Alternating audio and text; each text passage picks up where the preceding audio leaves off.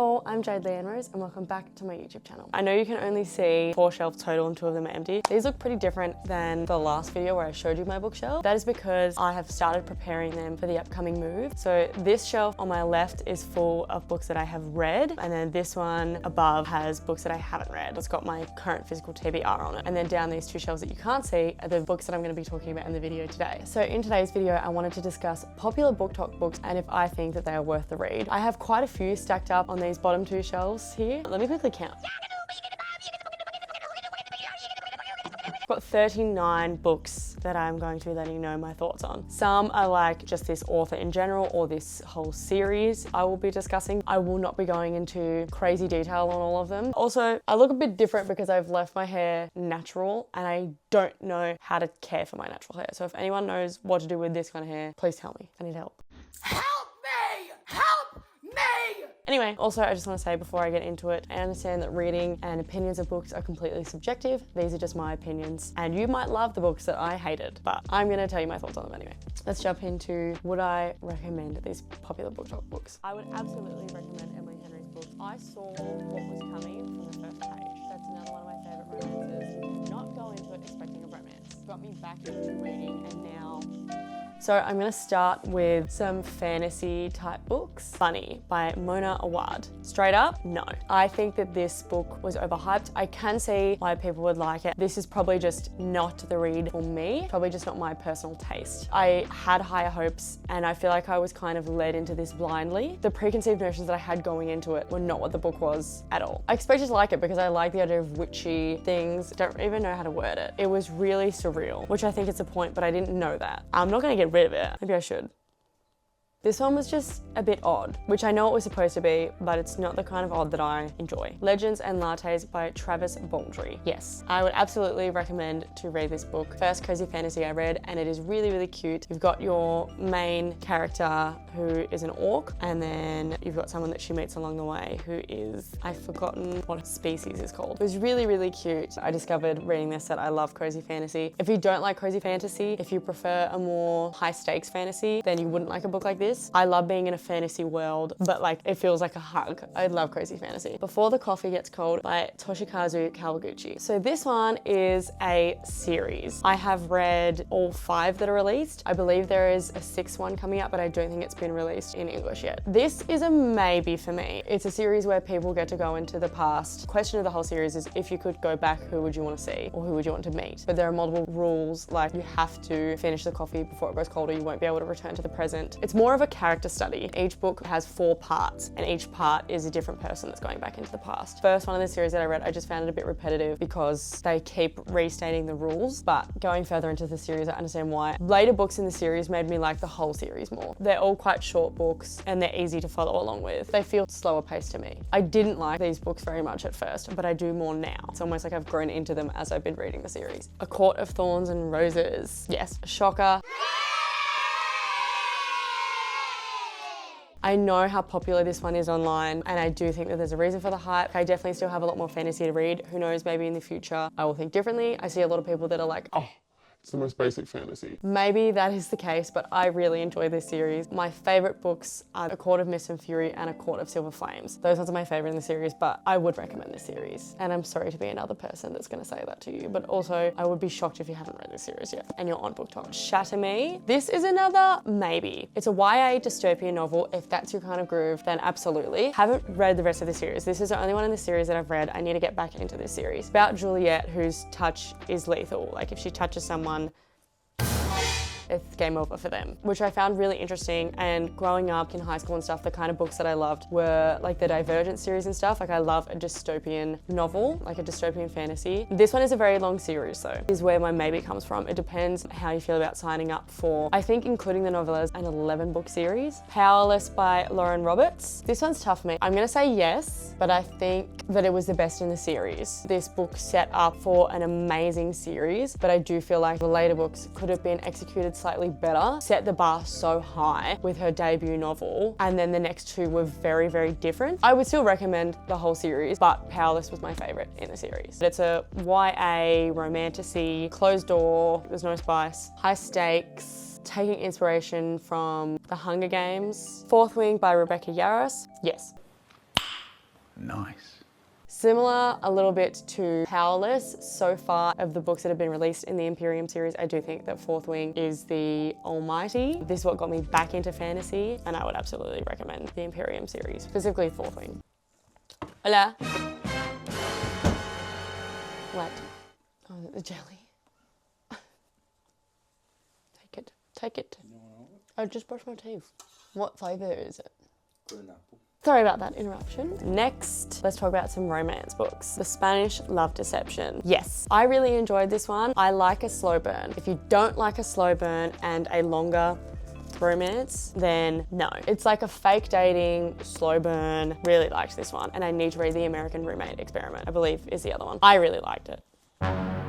Icebreaker by Hannah Grace. Yes, again, all of them really depend on your taste. Let me tell you something. This is a spicier romance. If you don't like spice, don't read it. Duh. But I thought this was a really cute college hockey sports romance. I thought this was really cute, and I like the series. The Love Hypothesis by Ellie Hazelwood. Yes, it was cute. A book with a woman in STEM. I thought that that was really cool and a different setting. This does have a bit of spice in it. Not a crazy amount though. It was on the more minimal end of there wasn't a heap in there. This is just me talking about her books as a whole, but I'm going to talk about this one specifically. Book Lovers by Emily Henry. I would absolutely recommend Emily Henry's books. She is a very hyped author on BookTok, and I think there's a reason for it. This is the first book of hers that I read, and it continues to be my favorite. I think it might just be the first Emily Henry read feels. This one I feel like gets not as much praise as Beach Read, but personally, this is my favorite of hers. I think that this is where her banter was the best that she's ever written, and I would absolutely recommend this romance. Her books in general, one of my favorite romances ever. Another one that I'm going to talk about that I don't have with me, unfortunately, The 7-Year Slip by Ashley Poston. Yes, that's another one of my favorite romances. It's got magical realism in there. You know how all the time in a romance you're going to have a conflict or a third act breakup or miscommunication trope or whatever it may be. The one in this book made complete sense, and it didn't feel like it was just put in to be put in, as I feel like it does feel with a lot of romances. 7-Year Slip is one of my absolute favorite romances, so I would absolutely recommend that one. Twisted Love by Anna Huang. Yes, and this is also me talking about the whole series.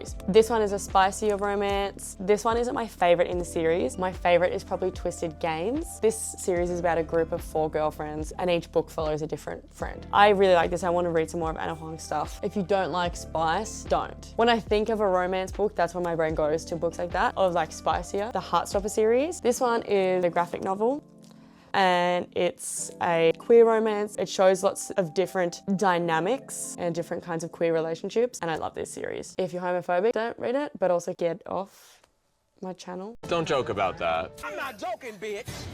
Even if you're not a big graphic novelist, this is the only graphic novel on my shelves, this series, and I would absolutely recommend it. You can get through them in one sitting, and they're just the cutest. If you don't want to read it, then watch the series. Things We Never Got Over by Lucy Score. Yes, this is one of my favorites. I think it's the best in the series though. I think this is one where if you wanted to, you could just read this one. It's like a grumpy sunshine slow burn. But like I said, I love a slow burn. If you don't like a grumpy man, don't read it. I think in another context, in a different mood, I probably wouldn't have liked Knox, but I did really like him. I really like the dynamic between Naomi, Knox, and the niece. 7 Days in June. I just recently read this one in June. I loved it. Yes, yes, yes. This was also really interesting for me because it's by a person of color about people of color, and they of course talked about things that I haven't read about before and about their own experience, and I found it really interesting. This was just a really nice book. It was beautiful and deep, and the characters felt very real. They had real problems and real barriers and real issues that they were facing, and I really like her writing style. Really liked this one. The Things We Leave Unfinished by Rebecca Yarros. No. This is kind of hyped online. I feel like you could just watch The Lake House. Is that what it's called? That's not true, it's different. But I really liked the premise, but I feel like it could have been executed better. Not my favorite. Then I've got 2 darker romances. Praise by Sarah Kate, and this is part of the Salicious Players Club series. I would absolutely recommend this series only to people that want to read dark romance and spicier novels. You dirty pig. If you don't want to read a book like that, then don't pick up a book like that. If you're looking for a series like that, I would recommend the Salicious Players Club series. There are 6 books total, and the first 4 follow each of the owners of the club. Every book in the series is something different, and I really, really liked it. And I like the format. The beginning of each chapter is like a rule, and I enjoyed the whole series. Priest by Sierra Simone. No. I really liked the second book in the series, which is Sinner. That's it. Dirty pig. I preferred that more than this. Of course, the series touches on religion. The first one, the male love interest is a priest. The second one, the female love interest is training to be a nun. And then the third one is a monk. So it's all surrounding stuff like that. But the one that I'd recommend in this series is Sinner, and you don't need to read the whole series. But I'm someone that's always gonna read the whole series. But you don't have to be. Be better. Next, I've got a couple non-fictions. Again, these are very subjective, as all of them are, but especially in non-fiction. Everything I Know About Love by Dolly Alderton. I read this one this year when I was in the Gold Coast, and I would absolutely recommend it. I heard a lot of people say if you're a woman in your 20s, you need to read it, and I could not agree more. I read this book exactly when I needed to. I read it by a pool in the Gold Coast, and it was amazing. And there was literally a part of the book where she talked about laying on a sun lounger and being a basic bitch. And that's exactly what I was doing when I was reading it. So, Women Don't Owe You Pretty. This book just helped me reframe things in a certain way. And I do think that most people should read a book like this at least once. If you're not going to read this, at least pick up some feminist nonfiction. One of the main things in this book that is stuck in my brain is check your privilege, and I try to do that as much as I can. Remember the privilege that I do have and to use it wisely. I'm glad my mum died. So this one is Jeanette McCurdy's memoir, where she talks about kind of her life growing up and the trauma that she faced. Check trigger warnings, but I would recommend this. And the audiobook is done by Jeanette, which was really, really good. That's the first lot. How are we going? How you doing? Check in with you all. Next, these are mainly just fiction. I've got a couple murder mystery type books, so maybe we'll start with those. If We Were Villains by ML Rio. No, let me tell you why. Let me tell you something! Let me tell you something! I think if you're a person that really likes Shakespeare, you will love this book. If you're someone that doesn't understand Shakespeare a lot, it's really confusing. I know some Shakespeare from doing theatre, but I am not well versed at all in Shakespearean language. Welcome to Watch Mojo, and today we're counting down our picks for the top 10 stupidest people. I still enjoyed it. I feel like I would have gotten more out of it if I was well versed in Shakespearean. It just feels like I need to read The Secret History because I've heard a lot of people say that they're quite similar, and I just feel like The Secret History would do it better. So just read The Secret History. It's really hard for me to say no.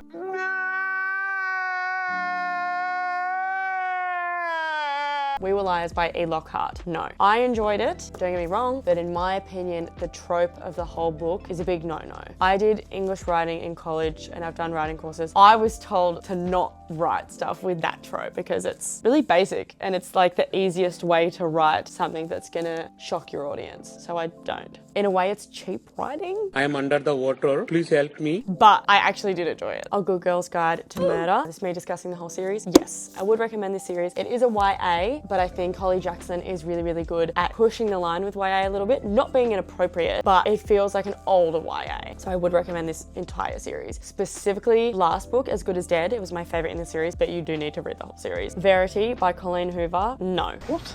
Oh, sorry. Sorry. Oh, I'm sorry. Don't hurt me. Sorry. It just was really odd to me. Don't get me wrong, I found it interesting. I just thought there were some things in here that didn't have place in a book like this. I understand that there's going to be other stuff in a thriller, but if I'm being completely brutally honest, there was too much sex in this for a thriller. I was looking to be on the edge of my seat. Oh my God, what's going on? Oh my God, I'm spooked, I'm scared. And they was just fucking the whole time. Stop it. Get some help. If I want to read something like that, I'll read a romance, not this. Tomorrow, Tomorrow and Tomorrow. Maybe no, maybe teetering towards no.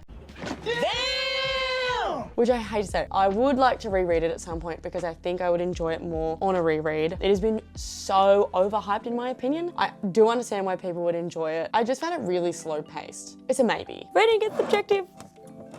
They Both Die at the End by Adam Silvera. Yes. I haven't read the rest of the series yet. This is one that I think though could have been left at the first book. There are a lot of books that I've read lately that I go into it thinking that I'm signing up for a standalone book and then they release another one when it was just meant to be a standalone. No! God, please, no! No! I think this one probably could have stood on its own. So I think it is good as the first one. I feel like you wouldn't need to read the rest of the series though. Taking that from someone who hasn't read the rest of the series, but it just feels like one that doesn't need sequels and prequels. But I did like They Both Die at the End. I thought it was a really beautiful book. The Way I Used to Be. I'm gonna say yes, check trigger warnings. When I say it depends on your taste, this is a massive one. It is about a person that has been assaulted. We're with her after it has happened and we see her trying to go through life with this massive trauma and this grief of her past self. If that is triggering for you, do not read it. It deals with very, very heavy topics. In saying that, if you are okay with those triggers, then I absolutely would recommend it. I think that Amber Smith dealt with such a heavy topic really, really well, and I could connect with Eden. Normal people. Yes, I need to watch the show. I think I'd really enjoy the show. This one, I see like it's either people love it or people hate it. I really enjoyed this one. It really depends on the book, but sometimes I really like a more character study focused than plot. It's about these two people that just can't stop coming back to each other. I really liked it. And I need to read some more of Sally Rooney. Tom Lake by Anne Patchett. A very simple yes. Very, very easy yes for me. I listened to the audiobook of this and it's narrated by Meryl Streep and it was really good. It's a woman talking to her children and telling them about this summer from when she was younger, in her 20s, I think. And I loved it. I need to reread this. Another one that I want to discuss that I don't have with me either is Magnolia Parks by Jessica Hastings. Yes, I would absolutely recommend it. But the only thing that I will say is you cannot go into it expecting a romance. If you go into it with the, oh, this is from the romance genre, you are not going to enjoy it. It is about two people that are very, very toxic to each other, but I really enjoy the whole series. It is one of my favorite series that I have ever read, and I think about it all the time. People who have read the Magnolia Park series either love it and it becomes their whole personality and it takes over them as a person, or they absolutely despise it. So if you're not someone that likes to read about drama or gossip, I've heard a lot of people say that it's like the British Gossip Girl. Never watched Gossip Girl, but sometimes I like reality TV. They're not real, they feel very real to me. They're not very good people. It's not the author trying to put rose-colored glasses on the reader. It is, these are very toxic people. In a similar way to normal people, they can't stop coming back to each other. That is probably one of the main series I would always recommend. I love Magnolia Parks. If He Had Been With Me by Lauren Allen. No. I have read If He Had Been With Me and If Only I Had Told Her. I thought that they were cute books. All over TikTok is, this is the most devastating book you will ever read. Oh my God, I pulled my eyes out. I saw what was coming from the first page. Wait for it.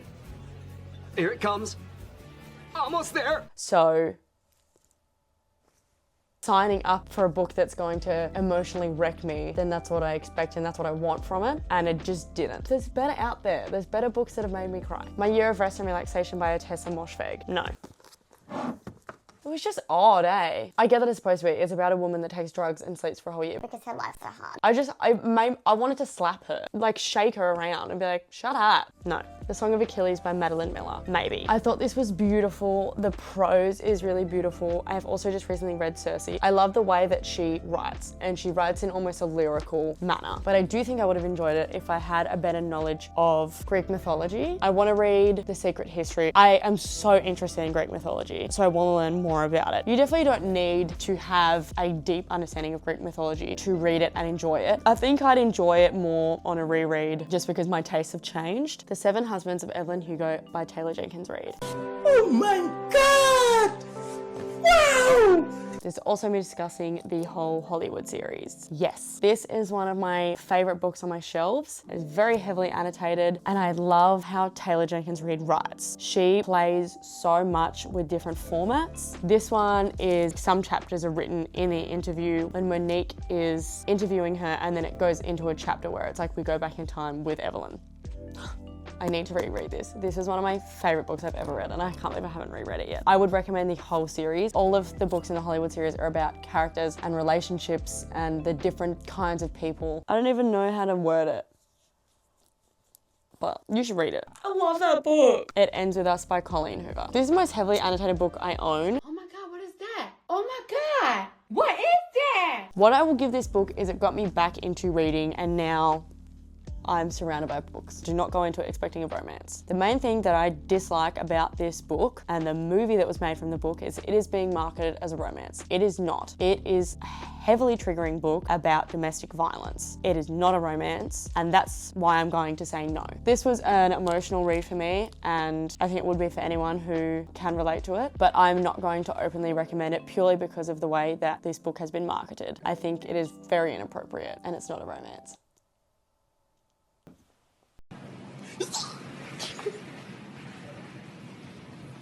Is it real? Kristen Higgins' Pack Up the Moon.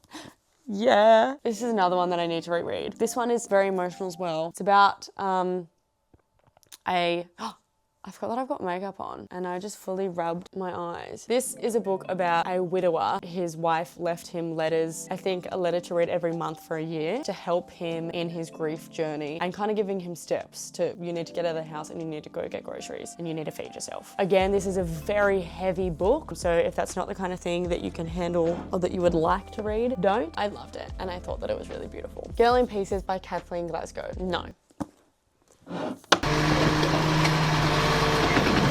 It is about a teenager who self-harms, which personally that is something very triggering for me. I knew that going in, but it felt very glorified and romanticized. She has an awful life and she has a lot of stuff that she's dealing with and a lot of issues that she's facing and she struggled a lot, but it felt romanticized. I will probably never reread that and I will not recommend that book to anyone. Lovely War by Julie Berry. Yes! Yes! Yes! Yes! Yes! Yes! Yes! Yes! Still got a sticker on it. Don't look at me. Yes, I would absolutely recommend this one. This one is a historical fiction that also touches into Greek mythology. A love story from World War. It's basically a love story being told through Aphrodite. And there's also other Greek gods that we see that tell different story. I've forgotten, but the Greek god who is like the god of music, we also see some stuff told through him. This book was amazing. I haven't read a lot of historical fictions, but I really enjoyed that one. And it's given me like the itch to read more historical fiction. Last but not least, A Man Called Ove by Frederick Buckman. This one may also be triggering for certain people, so I would look up trigger warnings. I loved this book. This and Britt Marie Was Here. Britt Marie Was Here was a recent read for me and I would absolutely recommend like all of his work. I'm currently trying to go through his backlist, but this was just so beautiful, and the reason why I loved Britt Marie Was Here is because I felt that I could relate a lot to Britt Marie. They're different, but the way that he writes is so beautiful. His books are more of a character study. There is plot, but it's more of a character study in my opinion, and you get to know these characters and it makes you so emotionally connected. When I was reading Britt Marie, I literally, and I didn't used to believe when people said this because I'd never sobbed to a book, I sobbed when reading Britt Marie and I sobbed when reading this.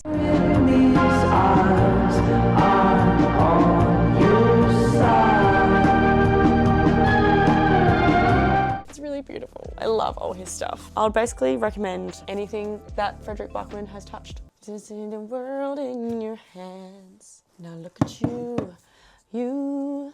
I'm really hoping that that smudge isn't bad. Now that we have talked about all 39 books, some of them in series, so probably more than 39, basically what I would advise is just maybe do a little bit more research than I did. I would see a book on TikTok and see some people recommending it and then I'd be like, yes. When it turns out the reason that I didn't like quite a few of them is because I didn't know what I was signing up for. And that's on me. That is reader and user error. Be better than me, research the book. And if it sounds like something that you probably wouldn't enjoy, don't read it. Don't waste your time. We've got so many books to read in this life and I need to get better at DNFing.